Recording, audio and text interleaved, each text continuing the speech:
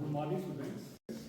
जैसे कि आप जानते हैं कि आपके स्कूल क्लोज हैं, तो कोशिश की जा रही है कि आपके डे वेस्ट ना हो, इसलिए आपके टीचर्स आपके पास डेली बेसिस पे सेंड करते हैं।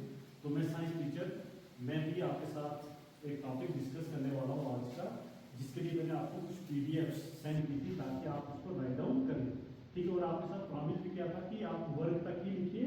हम इस वर्क के टॉपिक को पहले अंडरस्टैंड करेंगे, उसके बाद आपको अगला टास्क दिया जाएगा। देखिए आप बच्चे की जो टॉपिक है वो है आपका वर्क, पावर एंड एनर्जी।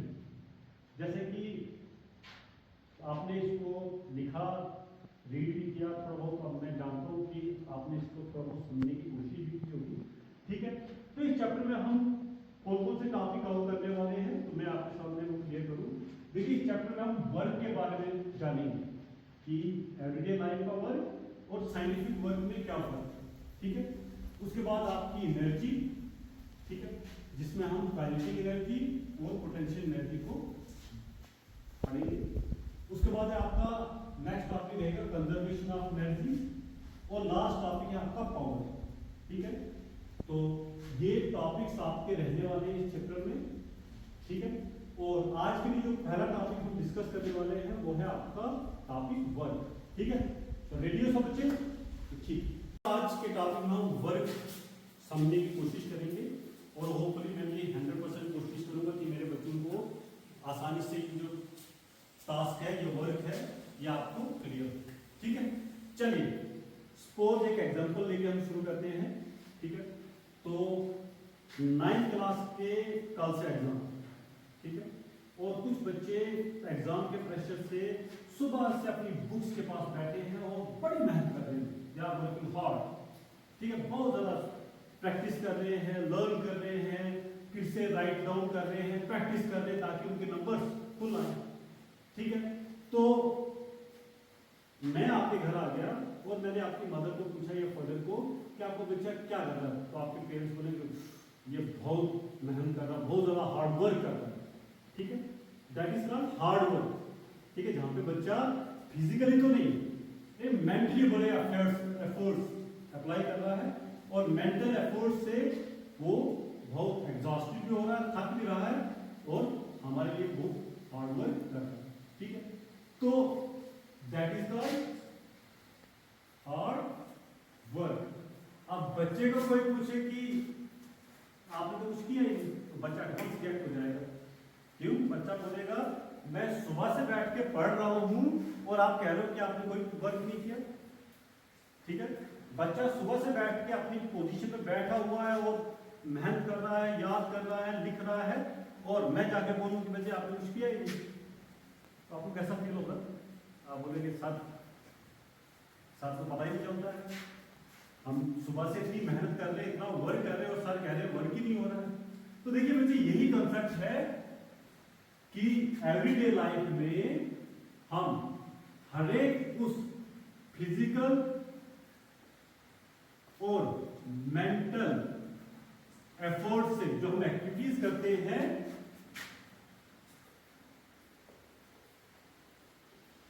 उन सब एक्टिविटीज को हम क्या रिगार्ड करते हैं? वर्क करते हैं ना। कि जो भी आप मेंटली फिजिकली एक्टिविटीज करते हो, they are regarded as work in your everyday life, ठीक है। और कुछ हद तक तो ठीक भी, हम सब यही मानते हैं कि भाई पढ़ना भी काम है, सोना भी काम है, टीवी देखना भी काम है, खेलना भी काम है, घूमना भी काम है, और खेतों में जाके जो काम करते हैं, ट्रैक्टर लगाते हैं, खेती बाड़ी करते हैं, वो सब काम, ठीक है। तो ये हमारा एवरीडे लाइफ का एक मेंटल थिंकिंग है कि हम इन सब एक्टिविटीज को क्या मानते हैं? वर्क। अब क्वेश्चन अराइज होता है, क्या साइंस में आप फिजिक्स पढ़ रहे हो, तो क्या फिजिक्स भी इन सब एक्टिविटीज को वर्क मानती है? सोचने की बात। हमारे लिए तो ये सारा काम है। जैसे मैंने एक एग्जांपल दी कि मैं अपने बच्चे को अगर गलती से ये बोल दूं कि मेरा बच्चा सुबह से शाम तक पढ़ रहा था सपोज, और मैं शाम को जाके बच्चे को बोलूं कि आपने तो कुछ किया ही नहीं, वर्क इज इक्वल टू 0, तो बच्चा एडवांस रिएक्ट हो जाएगा और बोलेगा पापा आप मेरा दिमाग खराब कर रहे हो, मैं सुबह से मेहनत कर रहा हूं और आप बोल रहे आपने कुछ किया ही नहीं, क्योंकि मैं वहां पे एवरीडे लाइफ वर्क की बात नहीं कर रहा था बच्चों, मैं काम कर रहा था फिजिक्स वाले वर्क की। और जो फिजिक्स वाला वर्क क्या कहता है, ध्यान सुनो, दैट इज साइंटिफिक वर्क। किसे कहती है? फिजिक्स कहती है कि अगर आप सुबह से बैठ के, वो जो बुक नहीं है, सुबह से बैठ के बुक पढ़ रहे हो, बड़ी मेहनत कर रहे हो, थक रहे हो, पसीना पसीना है, बिल्कुल एग्जॉस्ट हो गए हो, देन आप अपनी जगह पे बैठ के मेहनत कर रहे हो, तो फिजिक्स बोलती है नो वर्क, कोई काम हुआ ही नहीं, क्योंकि फिजिक्स उन कामों को वर्क नहीं मानती। फिजिक्स किसको मानती है? देखिए, फिजिक्स सिंपल कहती है कि अगर आपने सुबह से शाम तक सिर्फ इस पेन को यहां से यहां तक पहुंचाया तो आपने वर्क किया। क्या बोलती फिजिक्स? कि अगर आपने इस पेन को इस पोजीशन से यहां तक पहुंचाया तो आपने काम किया है। अगर आप सुबह से बैठ के बैठे हो और कोई भी मूवमेंट नहीं हुई, कोई भी ऑब्जेक्ट मूव नहीं कर पाया, हम उसको वर्क नहीं माने। Got it? Simply that means कि साइंटिफिकली वर्क किसे कहा जाता है कि एक ऑब्जेक्ट है, ठीक है, दिख रहा है आपको ऑब्जेक्ट, ये ए की पोजीशन पे है, मीन्स कि एक इसका इनिशियल पॉइंट, ठीक है। अब मैं बोलता हूं सिया कि सिया जाके इस बॉक्स को धक्का लगाओ और इस बॉक्स को मूव करो, और सिया फोर्स अप्लाई कर रही है, दे रही ना, जोर फोर्स अप्लाई कर रही है, और उस फोर्स से ये कामयाब हो गई कि इसने इस बॉक्स को इस पोजीशन तक धकेल दी, इस पोजीशन तक धकेल दिया। यहां पे था पहला, अब ये बॉक्स कहां पे पहुंचा? यहां पे क्या हुआ? सिया ने फोर्स अप्लाई की, ठीक है, और बॉक्स डिस्प्लेस भी हो गया, अपनी पोजीशन चेंज भी किया, अब बॉक्स यहां पे पहुंचा। तो साइंस क्या कहती है? हम वर्क उसी चीज को मानेंगे जब हम फोर्स अप्लाई करते हैं और object in the direction of force move करें, मूव मीन डिस्प्लेस करें, तो उसी को ही वर्क माना जाए। इट मीन दो कंडीशन फुलफिल होनी चाहिए साइंटिफिक वर्क के लिए। पहली कंडीशन है applying force on an object, ठीक है, और दूसरा displacement of object in the direction of force। देखिए, अगर ये कंडीशन फुलफिल होती है तो साइंटिफिकली हम उसी को ही वर्क मानेंगे, अगर ये कंडीशन नहीं फुलफिल होती है तो हम उसको वर्क नहीं मानेंगे। अब वो हर एक एक्टिविटीज जो आप एवरीडे लाइफ में करते हैं, अगर उनमें कुछ एक्टिविटीज में ये चीजें अप्लाई हो रही है, इसका मतलब वही काम है साइंटिफिकली, बाकी वाले आपके साइंटिफिकली वर्क नहीं रिगार्ड किए गए। तो गॉट इट? साइंटिफिकली वर्क का पता चला, मीन आप फोर्स अप्लाई करें, जैसे कि एक बार फिर से ये डस्टर है, ये मेरा हाथ है, अब देखिए डस्टर के ऊपर मैं हाथ से फोर्स अप्लाई कर रहा हूं, कहां के लिए? आगे के लिए, फॉरवर्ड डायरेक्शन में मैं फोर्स अप्लाई करता हूं और ये डस्टर मूव करना शुरू कर देता है। किया ना? किस डायरेक्शन में? In the direction of force, क्योंकि मैं आगे के लिए फोर्स अप्लाई कर रहा था और ऑब्जेक्ट भी आगे के लिए मूव किया, डिस्प्लेस किया, तो दैट इज कॉल्ड, ठीक है, इसी को भी वर्क माना जाए। ठीक है, देखिए बच्चे, अब नेक्स्ट टॉपिक है, पहला तो टॉपिक का वर्क क्या होता है, होपफुली सब बच्चों को क्लियर हुआ होगा। वर्क जो है वो क्या है साइंटिफिकली। तो नेक्स्ट टाइम हम एक फार्मूला ड्राइव करेंगे वर्क का, कि वर्क को कैलकुलेट कैसे किया जाएगा। तो नेक्स्ट टॉपिक है आपको work done by a constant force, ठीक है। सपोज एक ऑब्जेक्ट है, एक टेबल के ऊपर, ठीक है। अब इस ऑब्जेक्ट को मैं फोर्स अप्लाई करता हूँ। क्या अप्लाई करता हूँ? फोर्स, ठीक है। और फोर्स अप्लाई करने के बाद ये ऑब्जेक्ट कांस्टेंट फोर्स अप्लाई कर रहा था, और सपोज ये ऑब्जेक्ट का नाम था ए, ये ऑब्जेक्ट मूव करके इस पोजीशन पे पहुंचा, और इट मींस इस पॉइंट से यहां तक ये डिस्प्लेस हुआ, ठीक है। एक ऐसी द डिस्प्लेसमेंट एंड ऐसी द फोर्स। तो वर्क डन किसके बराबर होगा? वर्क डन इस कंडीशन पे होगा product of force into displacement.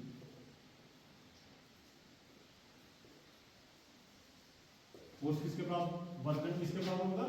Force into displacement, ठीक है। तो मैथमेटिकली वर्क को हम कैसे कैलकुलेट करेंगे? That is W is equal to F into S, where F is force, constant force, and S is displacement. और अभी इससे पहले कहा कि जब ये दोनों कंडीशन फुलफिल होती हैं उसी को हम क्या कहेंगे? वर्क, ठीक है। तो डिफाइन ऐसे करेंगे आप कि when a constant force is applied on an object and the object displaces, then work is done। उसी वक्त क्या होगा? उसी को हम काम कहेंगे या वर्क कहेंगे, ठीक है। तो वर्क डन इसके बाद, ठीक है। लेकिन अब 9th क्लास है तो तुम्हें थोड़ा और भी जानना चाहिए। यहाँ पे थर्ड टर्म भी है जो यूज होती है इस फार्मूले में, वो है एंगल। कि जब भी ऑब्जेक्ट डिस्प्लेस होगा, ठीक है ना, तो एक एंगल फॉर्म होगा आपकी फोर्स और आपकी डिस्प्लेसमेंट के बीच में, और वो एंगल भी यूटिलाइज होगा। इसलिए फार्मूला कुछ बुक्स पे आप ऐसे ही पढ़ेंगे, W is equal to force into displacement into cos theta. तो what is cos theta? cos theta is the angle जो फोर्स और डिस्प्लेसमेंट के बीच, ठीक है। अब देखिए यहां तक क्लियर हुआ, ठीक है। तो वर्क डन का वो फोर्स इनटू डिस्प्लेसमेंट। अब ये एंगल इसलिए मैं बता रहा हूं क्योंकि आपका नेक्स्ट टॉपिक है पॉजिटिव, नेगेटिव और जीरो वर्क। तो मैं रटा तो नहीं दिला सकता आपको, तो इसलिए मैंने कोशिश की कि आप रटा ना लगाएं, आप नेगेटिव वर्क, पॉजिटिव वर्क और जीरो वर्क कब किस कंडीशन पे फुलफिल होता है वो हम डिस्कस करेंगे, ठीक है। देखिए फार्मूला तो बुक पे यही है, फोर्स इनटू एस, लेकिन मैंने आपको अपनी बुक पे लिख लेना W is equal to force into displacement into cos theta. इसके बराबर वर्क किसके बराबर होगा? Force into displacement into angle, ठीक है।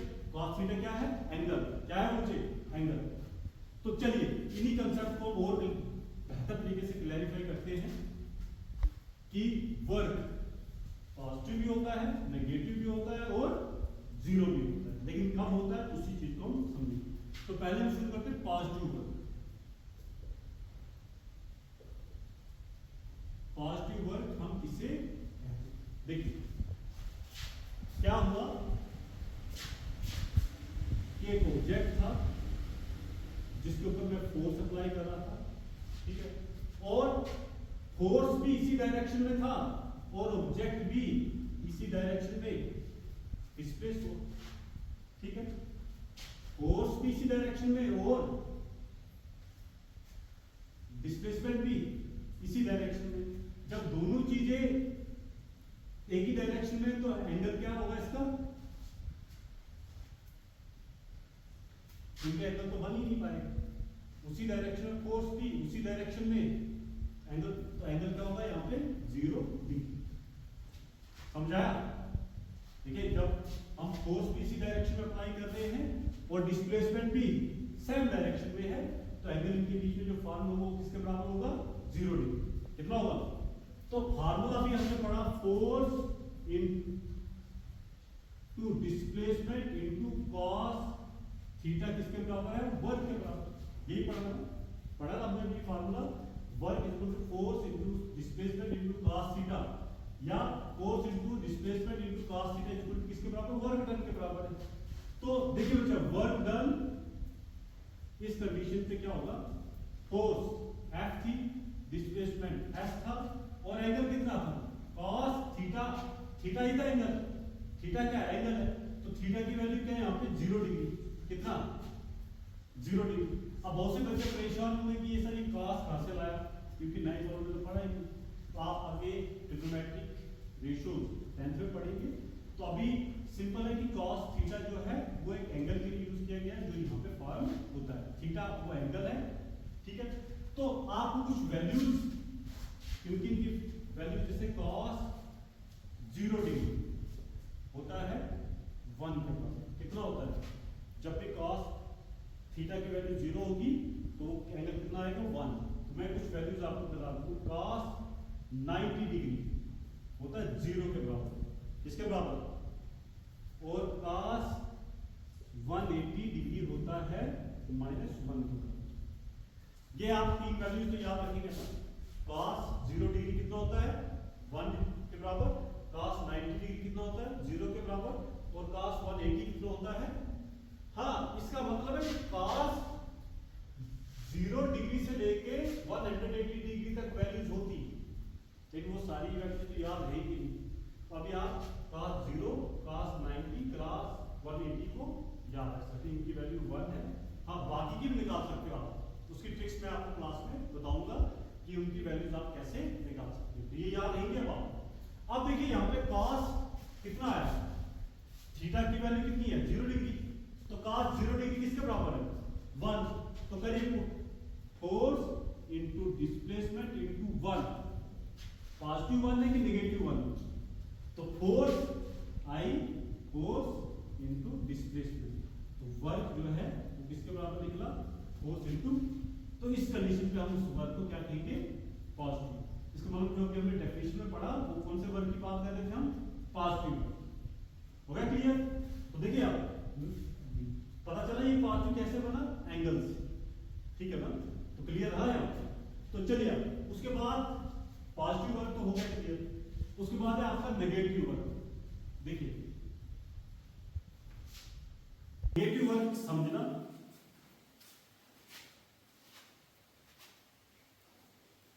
मैं गाड़ी चला रहा हूं, ठीक है,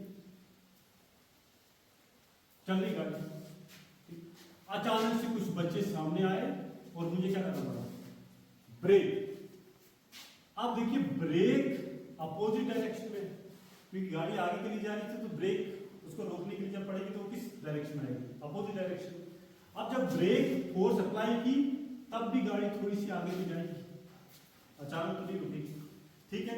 अब फोर्स इस डायरेक्शन में लग रही है और डिस्प्लेसमेंट ब्रेक दी तब भी तो गाड़ी आगे तक गई ना। फोर्स इधर के लिए दी लेकिन गाड़ी की मोशन फिर भी आगे के लिए गई, तो मीन्स की ब्रेक अपोजिट डायरेक्शन में और मोशन, तो इट मीन्स यहां पे क्या हो रहा है? यहां पे फोर्स और डिस्प्लेसमेंट की डायरेक्शन एक नहीं।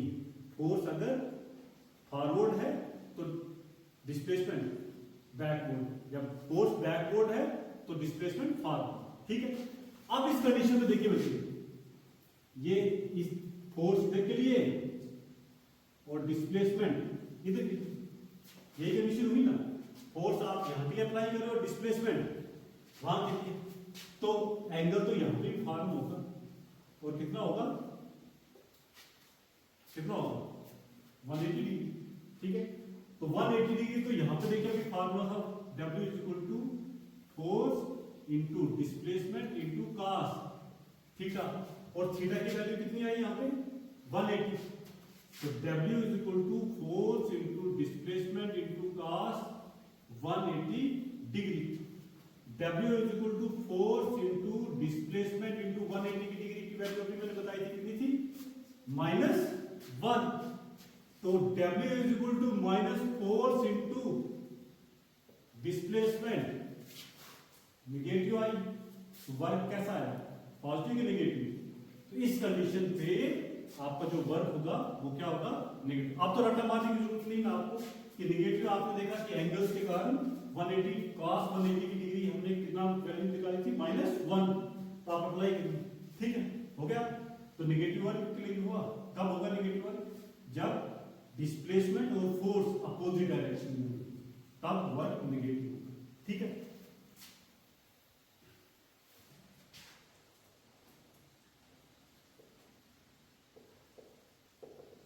अब जीरो वर्क हम कब लेंगे? सपोज ये मेरे सर पे बहुत बड़ी पानी की मटकी, ठीक है, उठाई मटकी मेरे सर पे है। अब इस सर के ऊपर जोर तो लग रहा है, क्यों? क्योंकि ड्यू टू ग्रेविटी, क्योंकि इसको नीचे के लिए फोर्स अप्लाई होगी, है ना, फोर्स ऑफ ग्रेविटी। तो मैं आगे के लिए चलता हूँ, फोर्स सर पे अप्लाई हो रही है, लेकिन डिस्प्लेसमेंट, चल दोबारा से, ये ऑब्जेक्ट है मेरे सर पे जो बहुत ज्यादा, उसको 80 न्यूटन का, क्योंकि ग्रेविटेशन हमने पढ़ी है, इसका वेट है 80 न्यूटन, तो ये नीचे के लिए फोर्स अप्लाई कर रहा है, मुझे 80 न्यूटन की फोर्स कर रहा है, लेकिन मेरी मूवमेंट कहां के लिए हो रही है? आगे के लिए। इट मींस इस तरीके से ये ऑब्जेक्ट था और मैं आगे के लिए मूव कर रहा था, फोर्स नीचे के लिए, और डिस्प्लेसमेंट, डिस्प्लेसमेंट कैसे? फॉरवर्ड। तो यहां पे जो फोर्स और इसके बीच में जो एंगल बना वो कितने का बना? 90 डिग्री। फोर्स डाउनवर्ड और डिस्प्लेसमेंट फॉरवर्ड, ठीक है। अब formula W equal to F into S into cos theta. तो cos थीटा क्या है? थीटा की वैल्यू क्या है? cos 90 degree.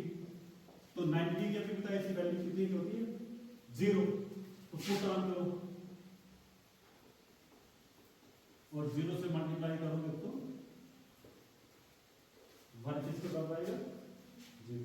तो गॉट इट कि नेगेटिव वर्क, पॉजिटिव वर्क और 0 वर्क किस कंडीशन में होगा?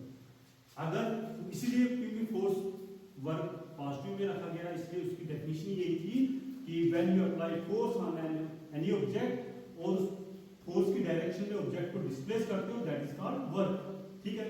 अब मैंने कहा कि अगर फोर्स की डायरेक्शन अपोजिट हो और डिस्प्लेसमेंट की डायरेक्शन अपोजिट हो एक दूसरे के, तो उस कंडीशन में जो वर्क होगा वो नेगेटिव, ठीक है। आप आगे के लिए जोर दे रहे हो और डिस्प्लेसमेंट आपकी तरफ होगी, तो that is called negative work. और अब अगर एक कंडीशन है कि आप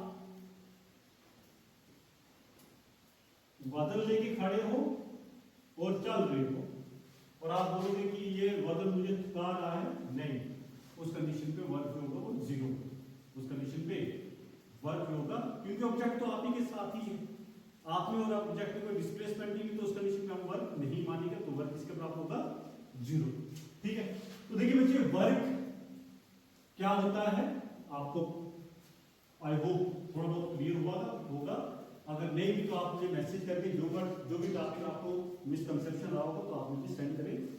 अब नेक्स्ट है कि ऐसा यूनिट्स क्या रहने वाले हैं वर्क के। चलिए हम करते हैं। हमने पढ़ा वर्क जो है वो फोर्स इनटू डिस्प्लेसमेंट है, तो फोर्स का है न्यूटन और डिस्प्लेसमेंट मीटर। तो वर्क का जो यूनिट है वो क्या रहने वाला है बच्चे? Newton metre. क्या होने वाला है? Newton metre. तो ऐसा यूनिट क्या है वर्क के? न्यूटन मीटर, या ये जो न्यूटन मीटर होता है ना, वो न्यूटन इंटू मीटर जूल के बराबर होता है, तो हम आर जूल भी कह सकते हैं। तो न्यूटन मीटर यूनिट्स है या तो जूल, क्योंकि 1 जूल होता है 1 newton into 1 metre equal to 1 joule के बराबर होता है, ठीक है। तो इसमें हम इसको मेजर कर सकते हैं, ठीक है। तो देखिए बच्चे, आपको मैंने फार्मूले बताए, work is equal to force into displacement, क्योंकि हम हमेशा कौन से वर्क की बात करते हैं? पॉजिटिव। तो पॉजिटिव के लिए F इंटू एस ही रहने वाला है, ठीक है।